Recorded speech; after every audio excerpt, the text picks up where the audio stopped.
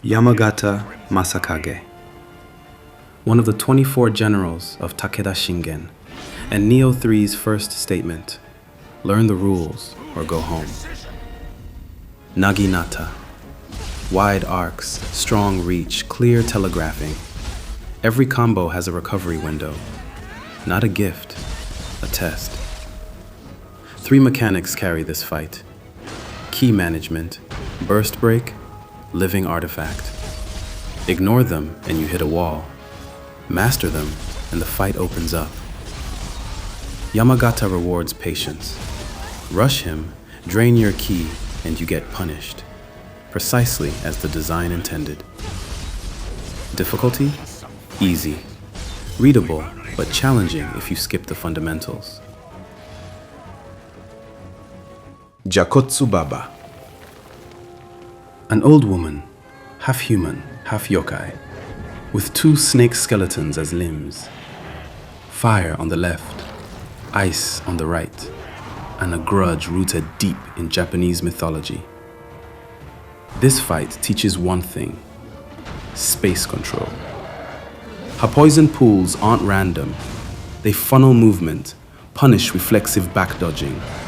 Sidestep, don't retreat. Her moveset is telegraphed but wide. Circle too close and her sweeping arcs will catch you. After big attacks, there's a brief punish window. That's rarely more than you get. Jakotsu Baba rewards consistency, not aggression. Difficulty: easy to medium. Manageable, but an early wake-up call for players who ignore space.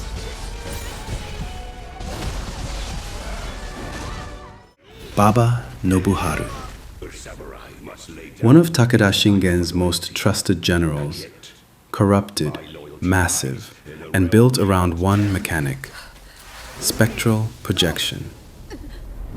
He sends a ghostly afterimage ahead of every major attack. No damage, just a preview. Sounds generous. It isn't. React to the projection instead of his body, and you're already too late. His recovery windows are tight. Commit too early, and the next hit lands straight in your face. Key discipline isn't optional here. It's mandatory. Baba Nobuharu doesn't overwhelm. He outweights you. Difficulty: medium. Fair, once the projection rhythm clicks. Yamagata Masakage, same general, different fight. Mounted, corrupted, permanently on the move. The readable calm of the first encounter is gone. Constant pressure, fiery ground trails, and extended reach from horseback. The Dark Realm keeps his blade engulfed in flames. Even blocked hits deal elemental chip damage. Water resistance is preparation, not an option. His horse rearing up is the clearest signal this fight offers. Hit the burst break there. It's the only stable punish window you'll get. Difficulty: easy to medium. More pressure than the first encounter. Who knew Masakage knows this fight too.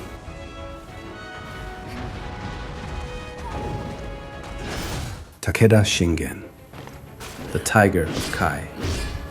Heavily armored, naginata in hand, and accompanied by a corrupted lion spirit. The fight takes place in the Crucible. Every second drains HP. Patience is a luxury. 3 phases structure the fight: base moveset, fire enchantment at 75% HP, wind enchantment at 25%. Attacks are slow and readable, but his health bar is massive. Play greedy, and you lose the attrition war.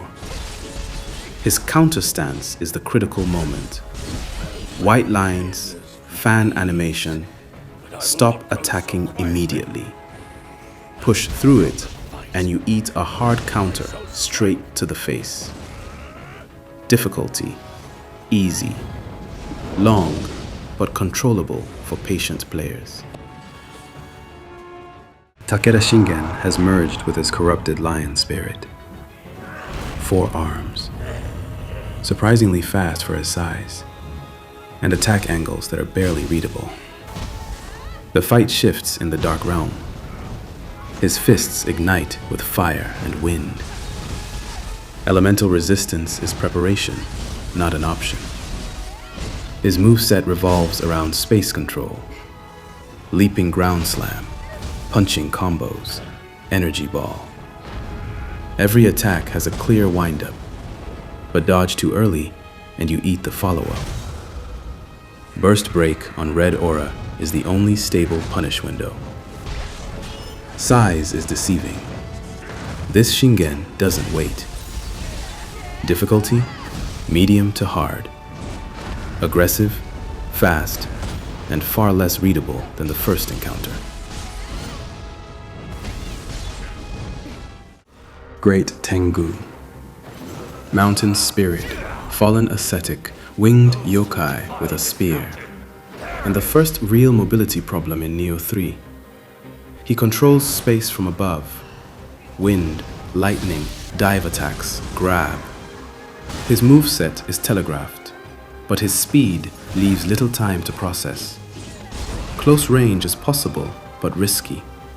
Mid-range is the answer. 2 moments structure the fight. The dive burst break on Red Aura, and the failed grab that leaves him briefly exposed. Wait for those 2 windows, and you win the attrition war. In the Dark Realm, his spear ignites with electricity. Wind resistance is preparation, not improvisation. Difficulty, medium. Overwhelming on first impression. Manageable once the 2 core windows click.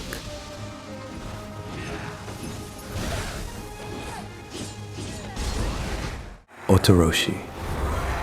Massive, long-haired, and one of the most intimidating first impressions in Nioh 3.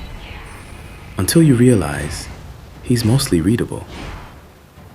Phase 1, he crawls on his arms. Slow, wide swings, generous recovery windows. Stay behind him, and you control the fight. Phase 2, he stands up, moves faster, brings ice weapons. His stomach lights up during the projectile attack. Hit it there for an immediate stagger. His burst breaks are clearly telegraphed. The problem isn't recognition, it's timing. Difficulty, easy to medium. Intimidating from the outside, structured from within.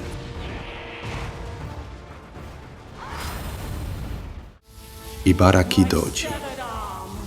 Loyal subordinate of Shuten Doji, and Nioh 3's first real escalation. Lightning magic, a massive electrified claw arm hybrid, and a moveset that barely gives you room to breathe. Almost every attack carries lightning damage. Lightning resistance isn't preparation, it's mandatory. In the Dark Realm, she combines sword combos with summoned lightning hands that control the entire space. The fight rewards no aggression. Her recovery windows are real but short. Push for too many hits, and you eat the counter straight to the face. Difficulty, medium to hard. Fast, layered, and the first boss that demands genuine respect.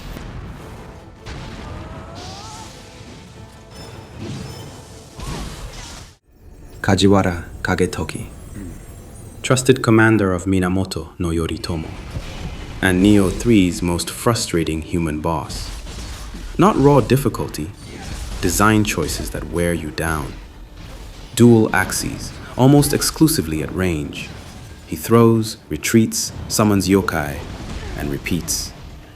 Hyper armor means he powers through combos without staggering.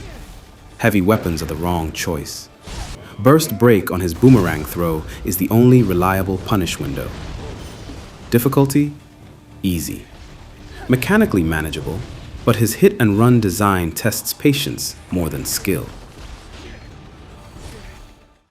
Minamoto no Yoritomo, founder of the Kamakura shogunate. Now a four-winged demon with a katana, wind magic, and a combat style built entirely on momentum. Every gap gets punished immediately. Phase 1 is controllable. Momentum-based blade combos, readable for anyone who brings patience. Phase 2 pulls him into the dark realm. Wind-empowered attacks, crescent projectiles, ground shockwaves. What was structured becomes a survival situation. Ki management is the real test here. Drain your ki and stall out, and you eat the next dash combo straight to the face. Wind resistance is preparation, not improvisation. One of the 3 hardest bosses in Nioh 3, and the fight earns that title every single attempt. Difficulty, hard. Fast, layered, and merciless toward players who rush instead of read. Kusanagi, a corrupted winged beast guardian spirit, accompanied by the Red Priestess Himiko. Technically 2 enemies, practically 1 fight. The priestess isn't a boss, she's space control. Ignore her and you pay for it. Focus her and you waste time. Kusanagi in focus, priestess in the corner of your eye. Aerial dives, frost gusts, wide claw combos, all telegraphed. The real problem isn't mechanics, it's multitasking. Difficulty, medium. 2 threats, 1 solution.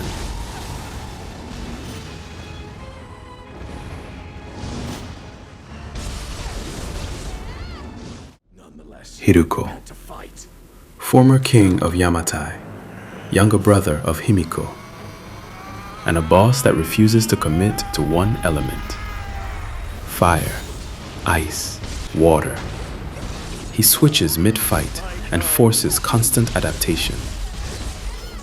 Phase 1 is controllable. His moveset is frontally oriented. Dodge through attacks, punish from behind, and you have the fight under control.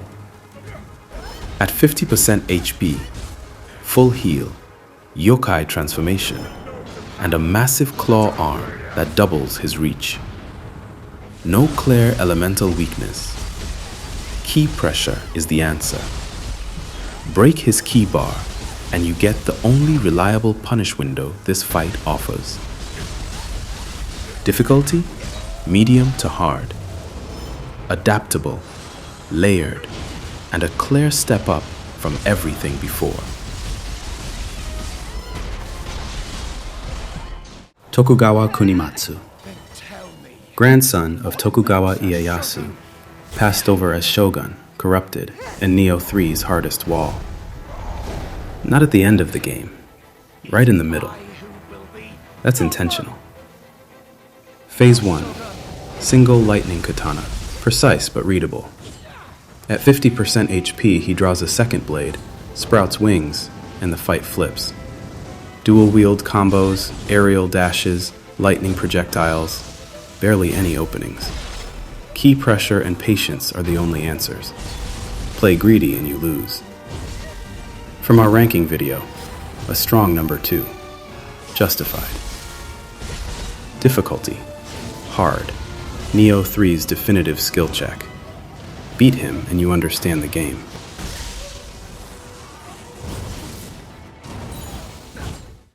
Takasugi Shinsaku, leader of the Kiheitai and one of the coolest bosses in Nioh 3.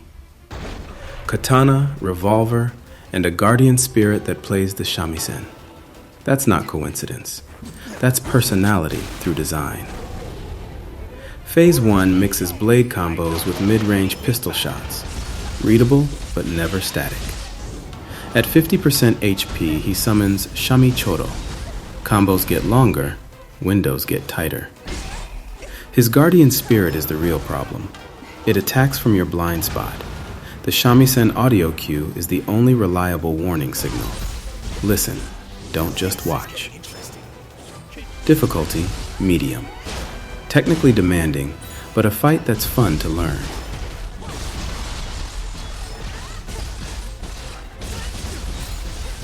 Enenra. Smoke, darkness, fire. A yokai without a fixed form. Anyone who knows him from Nioh 1 expects a brutal fight. Nioh 3 delivers a tamer version. Wide claw combos, fire tornadoes, all telegraphed. His back is the answer to almost every attack. Water is the clear elemental weakness. Visually impressive, mechanically a shadow of his former self. Difficulty, easy. Nioh 1 veterans will be disappointed. Nuribotoke. A massive possessed Buddhist priest statue, and according to the community, the easiest main mission boss in Nioh 3. The size is deceiving. 2 modes structure the fight. Possessed statue, slow, heavy, generous recovery windows. At 60% HP, he shifts to true demon form. Faster, more aggressive, tighter windows. The fight alternates between both from there. Lightning is the answer. It slows his movements and extends punish windows noticeably. Difficulty? Easy. Imposing, but structured. Understand the system and you win.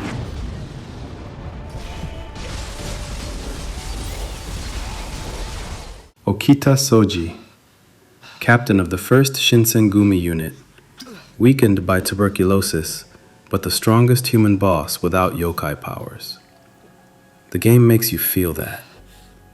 Phase 1 is deceptively simple. He coughs mid-fight. That's the punish window. Read the rhythm and you control the phase entirely. At 50% HP, he drinks an elixir and transforms the fight. No more interruptions. Long, near-instant combos. Pure speed. The patience from phase 1 becomes essential for survival. He parries most standard attacks. Brute force doesn't work. Timing is everything. Difficulty, medium to hard. Calm, then lethal. The definitive human fight in Nioh 3. Tokugawa Yoshinobu, the last shogun of the Edo shogunate, merged with the golden shachi, dual katanas in hand. The trailer made him a spectacle. The fight doesn't deliver. His moveset is wide but predictable. Aerial dashes, ranged slashes, spinning charges, all telegraphed, all with clear recovery windows. Phase 1 is even playable offensively. Phase 2 gets more aggressive, but never truly dangerous. What disappoints? For a boss of his stature, the escalation is missing. No real turning point, no moment that genuinely challenges the player. Visually imposing, mechanically underwhelming. Difficulty, easy. The trailer oversold it.